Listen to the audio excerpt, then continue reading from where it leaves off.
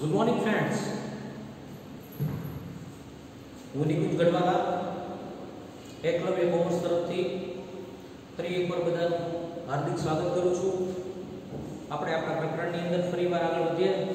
આપણી જે સ્ટોરી છે સ્ટોરીને આગળ વધારીએ. પ્રકરણ નંબર 1 હિસાબી પદ્ધતિ અને તેના પારિભાષિક શબ્દો. આપણે અલગ અલગ જે શબ્દો પ્રયોગ કર્યા હતા ત્યારબાદ જે શબ્દ પ્રયોગ હવે જે આપણે કરવાનો છે તેને ઊંડાણપૂર્વક સમજશું. પારિભાષિક શબ્દો. તો કે પારિભાષિક શબ્દો શું છે? તો કે પારિભાષિક શબ્દોથી કોઈ પણ વિષય ઓળખાય છે. એ વિષયની ઓળખાણ છે અને એ શબ્દોનો પ્રયોગ વારંવાર અસંખ્ય વાર અનલિમિટેડ એ વિષયની અંદર થાય છે. આજે આપણે આવો જ એક શબ્દ શીખવાનો છે અને એને કહેવામાં આવે છે જવાબદારી. શું કહેવામાં આવે છે? જવાબદારી. જેને બીજું કહે છે દેવું, જેને ઇંગ્લિશમાં કહેવાય છે લાયબિલિટી. Not લિયાબિલિટી, liability. જવાબદારી, દેવું, લાયબિલિટી. હવે વેપારી દ્વારા ધંધો શરૂ કરવામાં આવે. ધંધો શરૂ કરવામાં આવે આપણે જોયું તો મૂડી શબ્દ જોયો તો મૂડી તો કે માલિક દ્વારા જે રોકાણ કરવામાં આવે ધંધાની અંદર તેને આપણે મૂડી કહીએ છીએ. તો કે જવાબદારી એ શું છે? તો કે જવાબદારી બહારથી કોઈ પાસેથી પૈસા ઉછીના લેવામાં આવે તો એને તમે જવાબદારી કહી શકો. જવાબદારીનો બીજો મતલબ કે તમે કોઈ પાસેથી કંઈક ઉછીના લઈ આવ્યા છે, કોઈ પાસે ઉધાર તમે ખરીદી કરી છે તો એને તમે શું કરી શકો? જવાબદારી. એને બીજો શબ્દ કહેવામાં આવે છે દેવું. તમે જાણો છો કે વેપારની અંદર લેવડ દેવડ થાય છે, ખરીદી વેચાણ થાય છે. તો તમે ખરીદી બે પ્રકારે થાય, એક ઉધાર ખરીદી અને એક બીજી રોકડ ખરીદી. તમે ઉધાર ખરીદી કરો, ઉધાર ખરીદી આપણે કરીએ એટલે સામેવાળી વ્યક્તિને આપણે ગમે ત્યારે પૈસા ચૂકવવાના હોય. માની લો કે 10,000 રૂપિયાની આપણે ખરીદી કરી, 10,000 રૂપિયાની ઉધાર ખરીદી કરી તો 15 દિવસ પછી, 1 મહિના પછી આપણે એને 10,000 રૂપિયા ચૂકવવાના હોય. એટલે ઉધાર ખરીદી જેની પાસેથી આપણે કરી હોય રમેશભાઈ પાસેથી, તો રમેશભાઈ આપણા લેણદાર ગણાય અને 10,000 રૂપિયા આપણી જવાબદારી કહેવાય, 10,000 રૂપિયા આપણું દેવું કહેવાય. દાખલા તરીકે તમે તમારા કોઈ મિત્રો પાસેથી પૈસા ઉછીના લ્યો, તમે તમારા કોઈ સગા સંબંધી પાસેથી ઉછીને લ્યો, એ પૈસા પરત કરવાની જવાબદારી તમારી હોય છે, જેને આપણે દેવું તરીકે ઓળખીએ છીએ, જેને ઇંગ્લિશમાં કહેવાય છે લાયબિલિટી. એટલા માટે અહીંયા લખ્યું છે જવાબદારી એટલે દેવું. વેપારીને ધંધાની લેવડ દેવડ અંગે જે રકમ ચૂકવવાની હોય તેને જવાબદારી કહેવાય. લેવડ દેવડ અંગે એટલે કે ખરીદી વેચાણ અંગે વેપારીને જે રકમ ચૂકવવાની હોય તેને શું કહેવાય છે? જવાબદારી કહેવાય, તેને દેવું કહેવાય. બીજી રીતે કહીએ તો ધંધા દ્વારા ઉધાર ખરીદવામાં આવે માલ મિલકત કે સેવા અંગેની ચૂકવવા પાત્ર રકમ. બહુ સરળ શબ્દોમાં સમજાયું છે.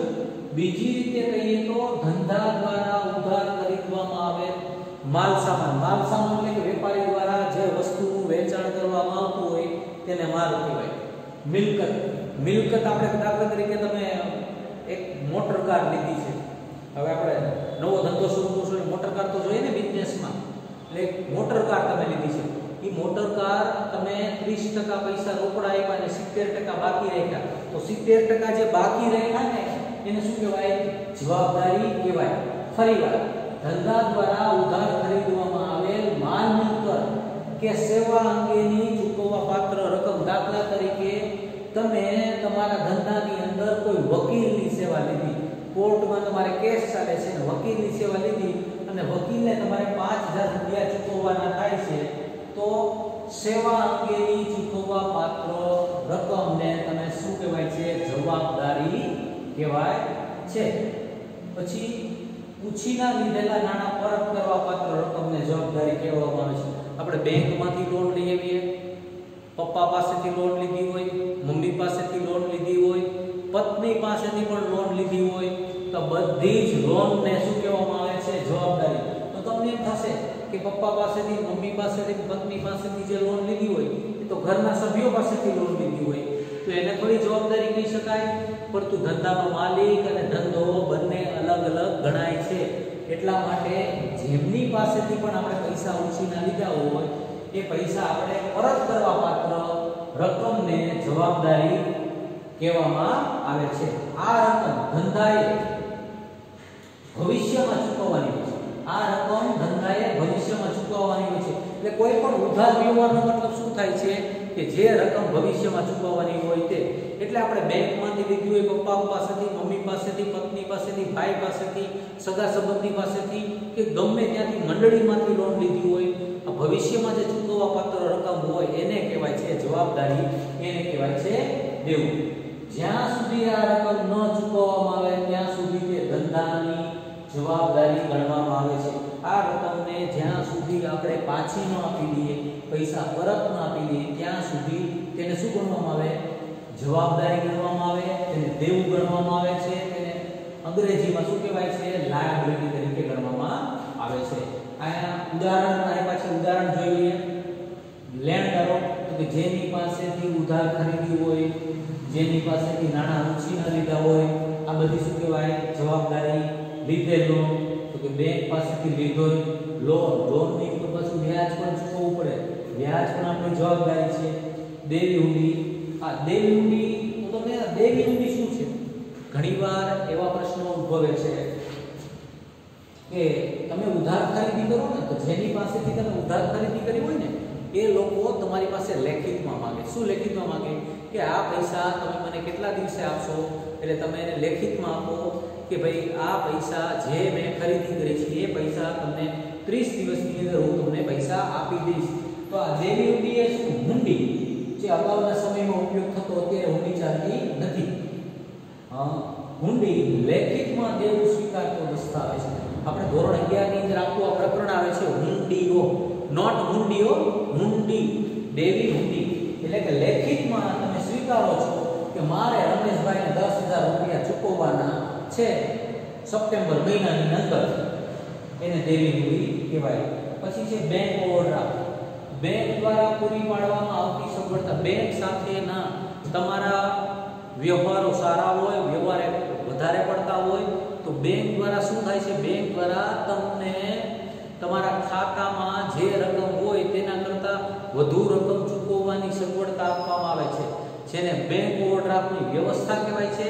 અને આ બેંક ઓવરડ્રાફ્ટની વ્યવસ્થા માં બેંક ઓવરડ્રાફ્ટ એ તમારું શું કહેવાય છે? દેવું. બેંક ઓવરડ્રાફ્ટનો મતલબ એમ થાય છે કે તમારા વતી બેંક દ્વારા 5,000 રૂપિયા ચૂકવી દીધા. બીજી રીતે સમજાવું તમને. તમારા ખાતાની અંદર 3,000 રૂપિયા પડ્યા છે અને તમારે કોઈને ચૂકવવાના છે 10,000 રૂપિયા. તમારે ચૂકવવાના છે 10,000 રૂપિયા. તમે ચેક આપી દો તો તમારા ખાતાની અંદર 3 છે ને 7,000 રૂપિયા કોણ નાખશે? બેંક નાખશે. તો 10,000 રૂપિયા ચૂકવી દીધા તો 7,000 રૂપિયા તમે કોની પાસેથી ઉછીના લીધા ગણાય છે? તો કે બેંક પાસેથી. તો 7,000 રૂપિયા બેંક ઓવરડ્રાફ્ટ ગણાય છે. બેંક ઓવરડ્રાફ્ટ બેંક દ્વારા સગવડતા પૂરી પાડવામાં આવે છે અને આ સગવડતા ત્યારે જ પૂરી પાડવામાં આવે જ્યારે બેંક સાથેના વ્યવહારો તમારા વધારે હોય, નિયમિત વ્યવહાર હોય, નિયમિત રકમના વ્યવહારો થતા હોય ત્યારે આ બેંક ઓવરડ્રાફ્ટ ઉપર વ્યાજ ચૂકવવું પડે છે. જેવી રીતે લોનનું વ્યાજ હોય છે એવી રીતે બેંક ઓવરડ્રાફ્ટનું પણ વ્યાજ હોય છે. જેટલા દિવસ તમે પૈસાનો ઉપયોગ કરો એટલા દિવસ એનું વ્યાજ ચૂકવવાનું આવે છે. એટલે ટૂંકમાં તમે કહી શકો છો આ સૂત્ર ખાસ યાદ રાખજો. જવાબદારી બરાબર મિલકતો માઈનસ મૂડી. સૂત્ર કયું છે? જવાબદારી બરાબર મિલકતો માઈનસ મૂડી. તમને પરીક્ષાની અંદર આ પ્રશ્ન આપણે પૂછવાના છીએ. ત્રિમાસિક પરીક્ષાની અંદર જવાબદારી આવી રીતે શું કઈ રીતે તો કેમ કહેશું કે નીચેના પારિભાષિક શબ્દો સમજાવો. એમાં મૂડી, જવાબદારી, મિલકતો. મિલકતોની અંદર પણ ભાગ હોય, જવાબદારીની અંદર પણ ભાગ હોય. હવે આગળ આપણે એની ચર્ચા કરશું. એટલે મારા ખ્યાલથી તમને જવાબદારીને સમજાઈ ગયું છે. જવાબદારી એટલે કે વેપારી પેઢી દ્વારા, વ્યક્તિ દ્વારા, ભાગીદારી પેઢી દ્વારા બહારથી કોઈ પૈસા ઉછીના લેવામાં આવે તો. હવે જવાબદારીના આપણે ભાગ પાડીએ. આપણે કેમ મીઠાઈ લેવા જાય તો બરફી લેવા જાવી છે. તો બરફી લેવા જાય એટલે પછી ત્યાં જાય તમને ચોકલેટ બરફી મળે, ગુલાબ બરફી મળે, કાજુ બરફી મળે, અલગ અલગ પ્રકારની બરફી મળે ને, એમ હવે જવાબદારીના પણ ભાગ છે. તમને મેં બરફીનું નામ લીધું છે એટલે મોઢામાં પાણી આવી ગયા છે. ઓ સાહેબ અત્યારે લોકડાઉનમાં ક્યાં બરફી યાદ કરાવી, ઘણા દિવસથી ખાધી નથી, બરોબર ને, કાંઈ વાંધો નહીં. આપણું પ્રકરણ જેવું છે કે યાદ કરાવવું પડે. જવાબદારી જેને કહેવાય છે દેવું, લાયબિલિટી, એનું વર્ગીકરણ કરવામાં આવ્યું છે. અલગ અલગ પ્રકાર પડે છે જવાબદારીના. જવાબદારીના એક સંબંધના આધારે અને સમયના આધારે. એક સંબંધના આધારે, બીજું સમયના આધારે.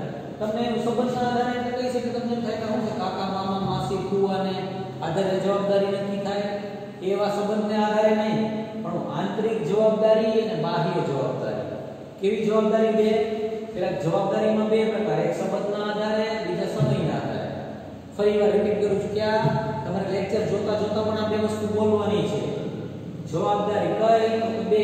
એક એ અને બી. એ કઈ? સંબંધના આધારે. બીજી કઈ? સમયના આધારે. સંબંધના આધારે કઈ?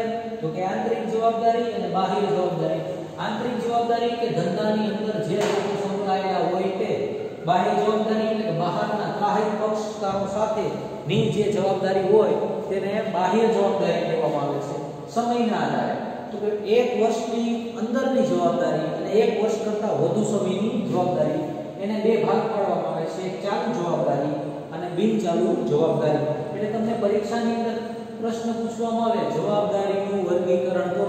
જવાબદારીનું વર્ગીકરણ કરો તો તમારે આ પ્રમાણે ચાર્ટ ડ્રો કરવો પડે અને પછી તમને એમ કીધું હોય કે ભાઈ આંતરિક જવાબદારી સમજાવો, બાહ્ય જવાબદારી સમજાવો, કે ચાલુ જવાબદારી સમજાવો, બિનચાલુ જવાબદારી સમજાવો, એવું કહેવામાં આવ્યું હોય તો એ સમજાવવાનું રહે.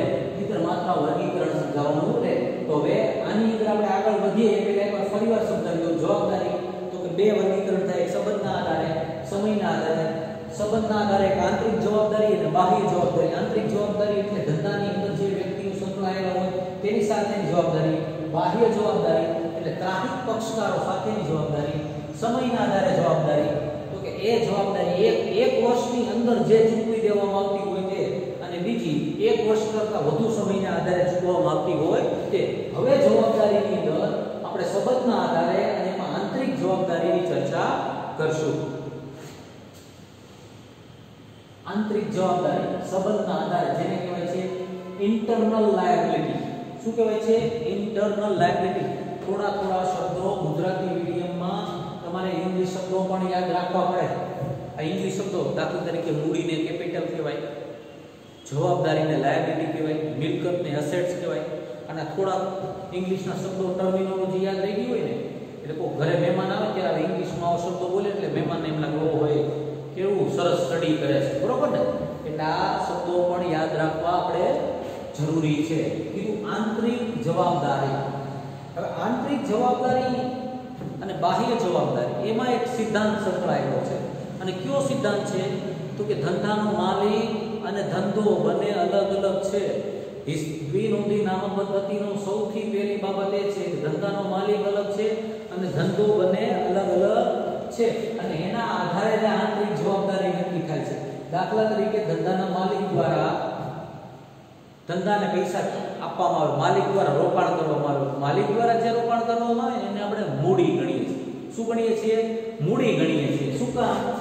તો કે આંતરિક જવાબદારી. શું કામ આંતરિક જવાબદારી થાય? તો હવે જો સમજો, હિસાબી પદ્ધતિમાં ધંધો અને માલિક એક અલગ વ્યક્તિ તરીકે ઓળખવામાં આવે છે.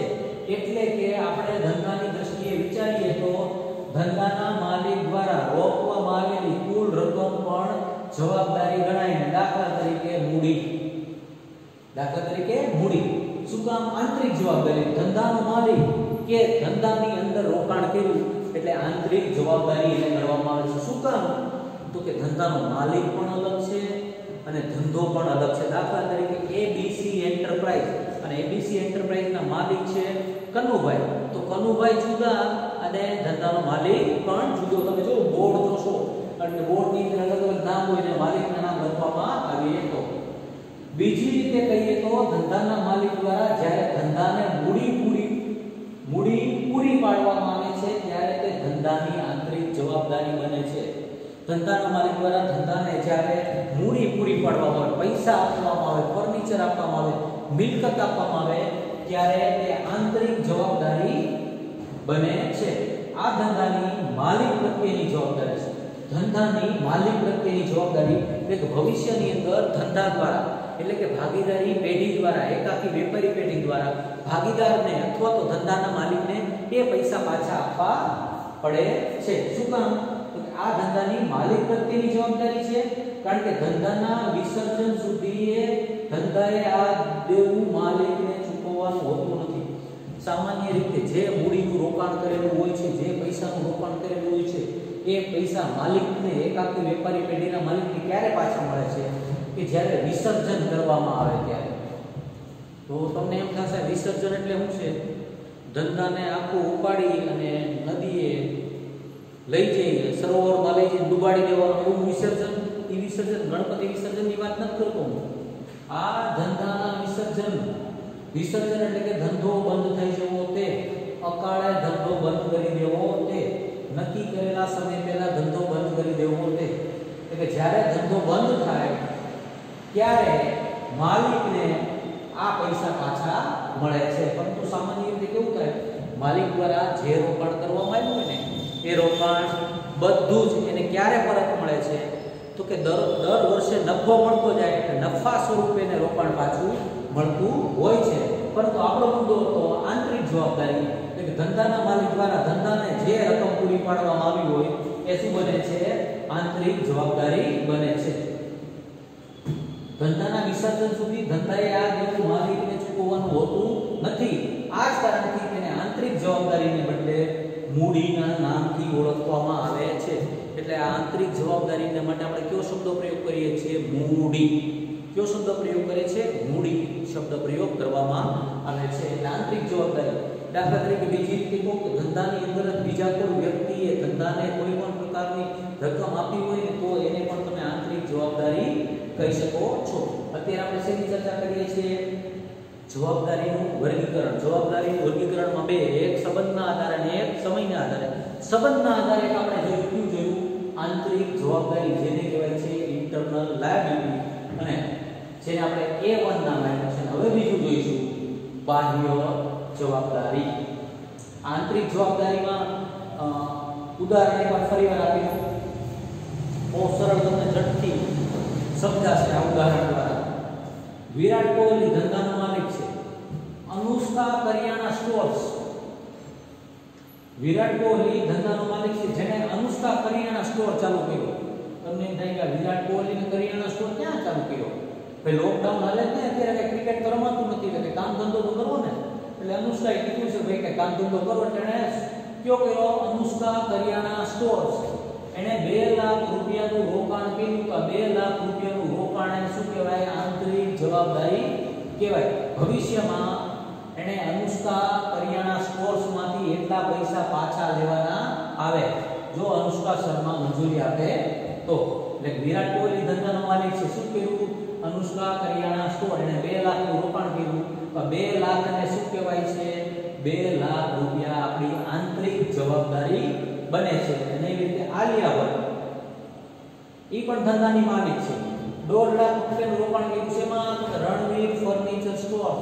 તો કે આ કેમ રણવીર ફર્નિચર? આ લોકડાઉન હતું, રણવીરને કોઈ પિક્ચર મળતા નહોતા, સિરિયલમાં નહોતા રહેતા, જાહેરાતમાં કોઈ લેતું નહોતું, એટલે ફર્નિચર સ્ટોર ચાલુ કર્યો. હવે તમે પૂછતા નહીં કે સાહેબ આ સ્ટોર ક્યાં આવ્યો હોય? રણવીર ફર્નિચર સ્ટોર્સમાં આલિયા ભટ્ટ ધંધાના માલિક દ્વારા 1.5 લાખ રૂપિયાનું રોકાણ કરવામાં આવ્યું.